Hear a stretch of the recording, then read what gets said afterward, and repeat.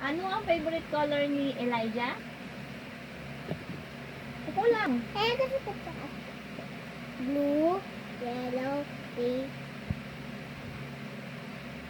orange, and blue. Okay, thank you, Tapos Elijah. sabi mo, lapit Thank ka you, brother dito. Elijah.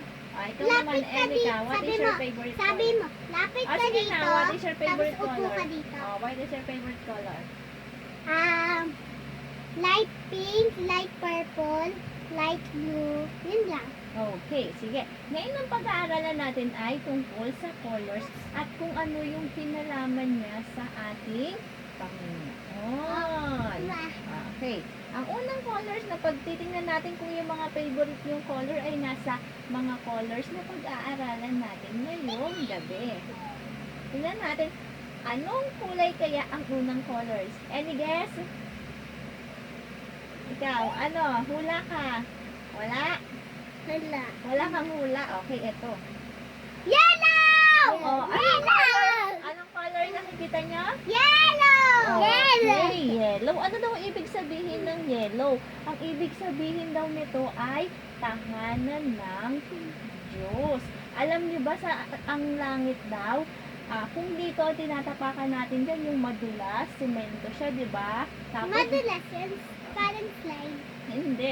Ang sa langit naman, ang kalsada niya, o ang lupang lalakaran daw natin, kaya yellow ay gold. Wow! You like it? Yeah. At yung bahay daw natin, ang mga magiging bahay daw ng mga tao dun ay gawa sa diamond, sa rubies, and sa many precious stones. And ang bahay natin hindi ganito, mansion. Do you like a mansion? Yeah! Yes. Yun daw yung mansion o yung bahay natin sa langit. At ano daw meron sa langit? Sa langit daw, sino dito iyakin? Ako. Ako din. Di ba iyakin kayo? Pero sabi, pag daw pumunta na tayo sa langit, wala na daw iiyak. Dahil, ang gagawin daw doon, pag nakita natin ang Panginoon, yayakapin niya tayo at pupunasan niya yung ating mga luha. At doon, magiging masaya na, wala nang magiging kalungkutan. At hindi na kayo magkakasakit. Si Ate Erika, hindi na hindi na sisipunin kasi wala na doon kahirapan at sakit. Gusto niyo ba doon sa langit? Apa! Yun, di ba? Ano daw yung ibig sabihin ng yellow? Gold! Gold o tahanan ng Diyos. At doon sa tahanan ng Diyos, ano yung meron? Ano yung lalakaran daw natin doon ay? Gold! Gold. Diba? Ang sarap pa yung lumakit sa gold. Diba? Yun daw yung unang colors natin ay color? Gold! Hindi gold. Yellow. Yellow. Okay. Punta naman tayo sa next. Pero, di ba ang saya sa langit? Apa. Gusto niyo pumunta doon? Apa. Opo. Pero, mayroon daw isang bagay na hindi pwedeng pumunta sa langit. Ano kaya yun? Di ko alam. Puntahan natin yung next color. Ano kaya yung next color natin? Red? Red? Ikaw, anong color? Blue. Blue. Okay, tingnan natin ha. Ano kaya yung next color? Black! Black! Ay, sa book natin. Oo. Ano kaya ibig sabihin ng black? Ang ibig sabihin daw ng black ay Lana. yung kasalanan daw, hindi pwedeng pumunta sa Langit. Dahil, ang sabi sa Biblia, dahil, ang kasalanan, parang ganito, pag may kasalanan ka, nakatali ka, hindi ka makakapunta sa langit. So, ang mga tao daw na may kasalanan ay hindi makakapunta sa langit. At alam nyo ba ang sabi ng Bible? Ang lahat daw ng tao ay may kasalanan. So, si Elika, anong kasalanan ni Elika? Minsan siya ay nag-aaway kayo. Kasalanan yun. Sabi ng Panginoon, huwag daw aaway. Sino dito nagsisinungaling sa inyong dalawa kay mama? O, diba? So, ibig sabihin, kahit bata pa, may kasalanan na. So, yun yung bagay na hindi daw makakapasok sa langit. Paano kaya yun? Pag may kasalanan tayo, hindi tayo makakapunta sa langit. Ano kayang mangyayari? Pero, sabi ng Panginoon, dahil mahal niya tayo at gusto niya tayo makasama sa langit, may gumawa ng paraan ng Panginoon para kahit may kasalanan kayo, pwede tayong pumunta, kahit makasalanan tayo, pwede tayong pumunta sa langit. At paano kaya yun? Yun na naman tayo pupunta sa pangatlong colors. Elijah, ano kaya yung pangatlong colors natin? Hulaan kaya? Sige, anong? Red! Red? Ikaw? Anong color? Blue! Blue? Let's see. Baka red! Tan tan tan tan tan tan tan tan tan tan tan tan tan.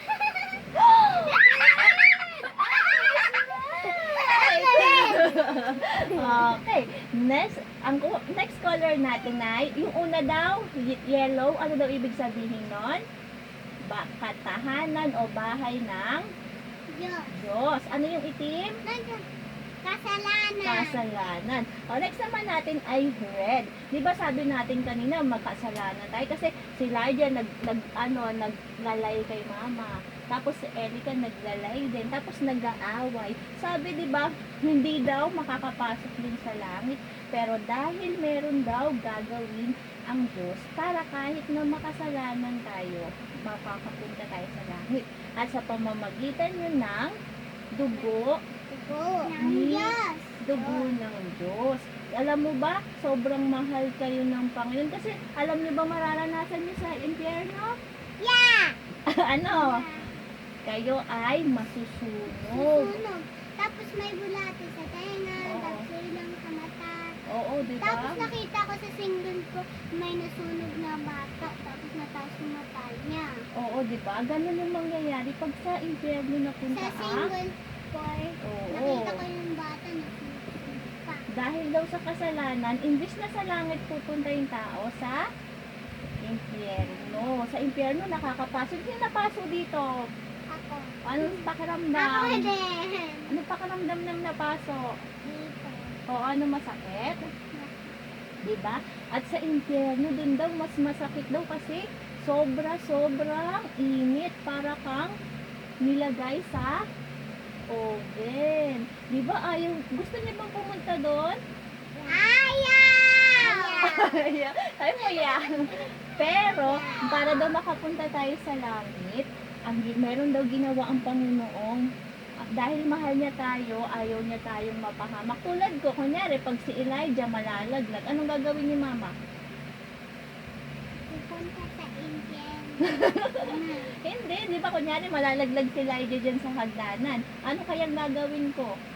Ano, hahawakin. Di ba? Ganun din yung Panginoon kasi alam niyang mapapahamak tayo sa impyerno. Kaya ang ginawa niya para hindi tayo mapahamak, siya ay tulad ng halimbawa yung isang bata nasa kalsada siya. Tapos masasagasaan siya. Tapos nakita siya ng mama niya. So, Tinulak siya? Tinulak siya. At sino yung nasagasaan? Si mama niya. Si mama niya. Ganon din yung ginawa ni Jesus Christ. Imbis na tayo yung Sino natulak niya? imbis na tayo pupunta sa impyerno, ginawa niya, siya yung nahirapan, siya yung namatay sa krus ng Kalbaryo para hindi mapunta ang tao sa impyerno. Kasi sabi nga, di ba, ano daw yung, Black, hindi makakapasok ang kasalanan sa langit, di ba? Pero, dahil namatay ang Panginoon, ano mo ginawa? Sino dito nagduraan na ba kayong dalawa? Sino, dinuraan mo na ba si ate?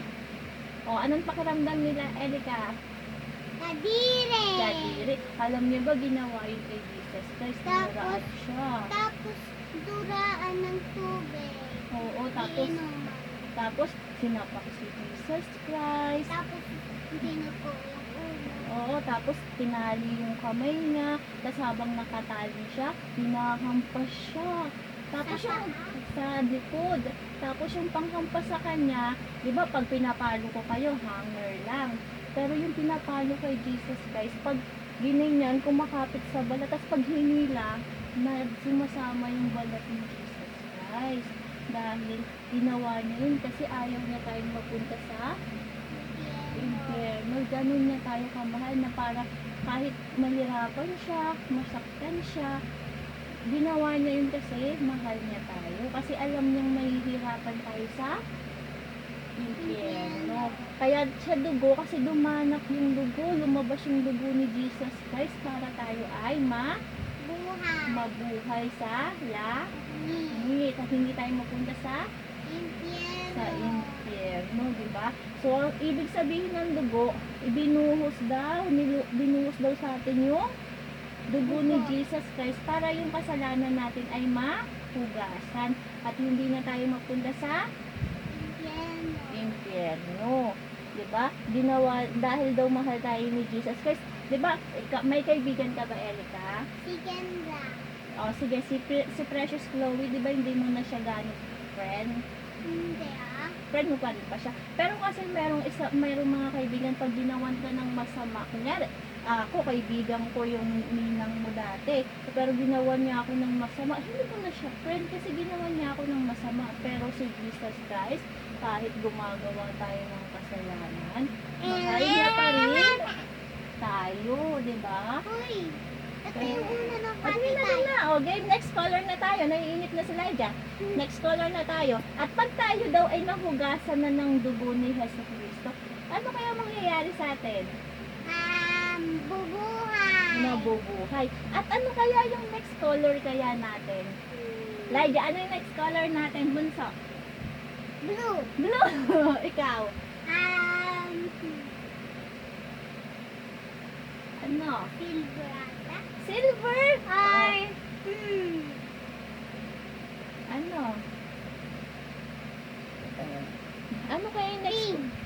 Pink? Okay. Tan tan tan tan tan tan tan tan tan tan tan tan tan. One. Blue sa akin ata. Blue. Sa'yo? Blue. Blue na lang sa akin, ma. Blue. Sa'yo kay Lydia. Orange. Orange. Tan tan Blue sa tan akin. tan tan tan. Pindot mo, Blue sa Lydia. akin. Pindot dito.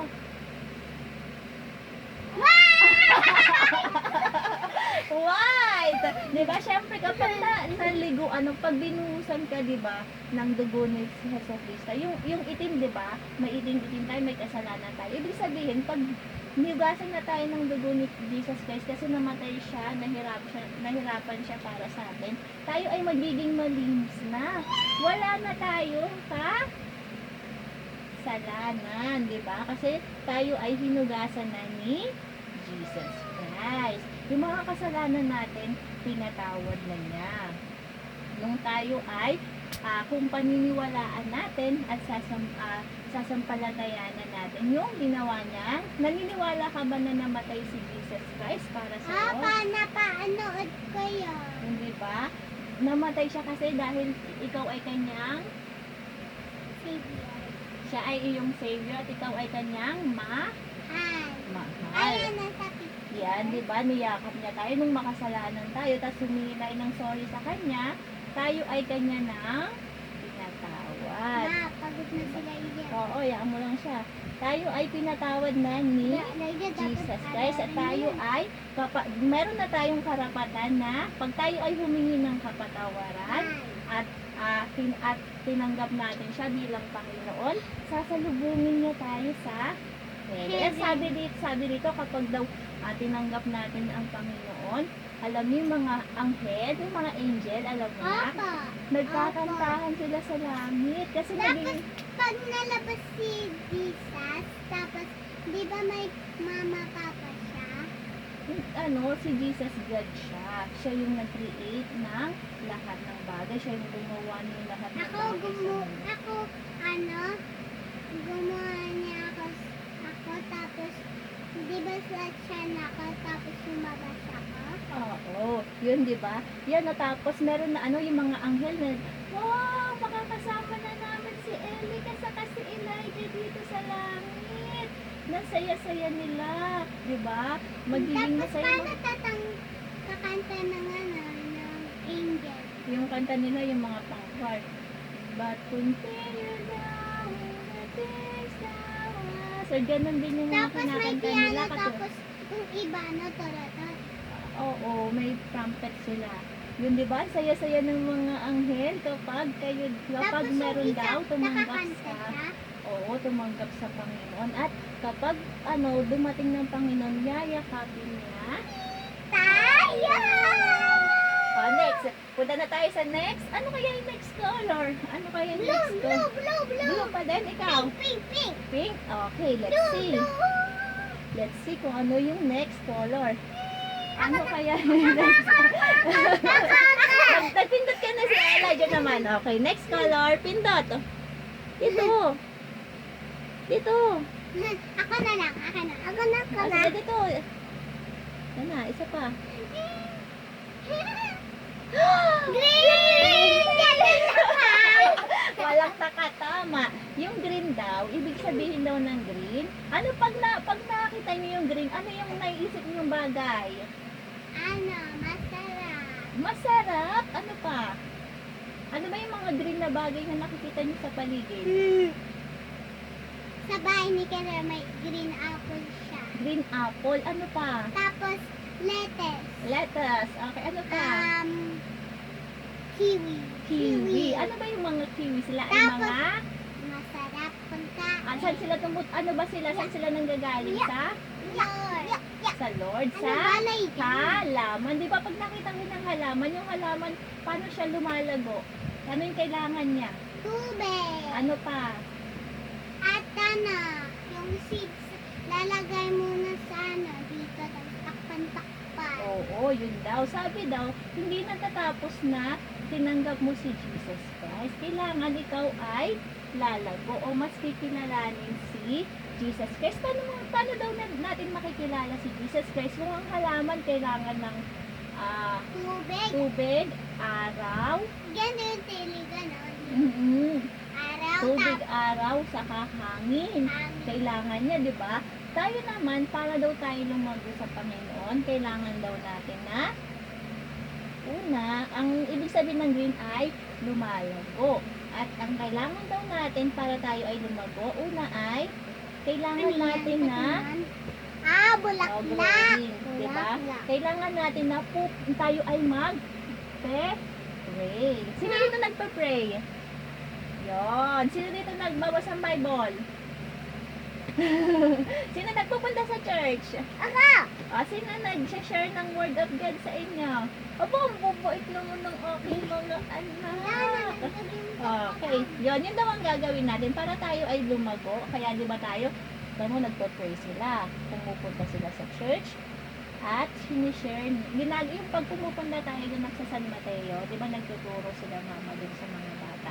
Sinishare natin yung word of God para mas lalo tayo lumago sa Panginoon. Yun ang ating story ngayong araw.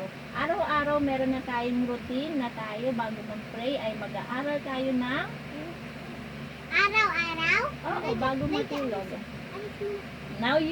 May natutunan ba kayo sa ating lesson ngayong araw? Apa! Okay, sige. Wait lang, mamaya na. Bye-bye na tayo sa magpe-pray na tayo. Bye-bye! Bye-bye, pray na kami. Ingat ikaw, Papa! Love you. Love you! Magpapaulan!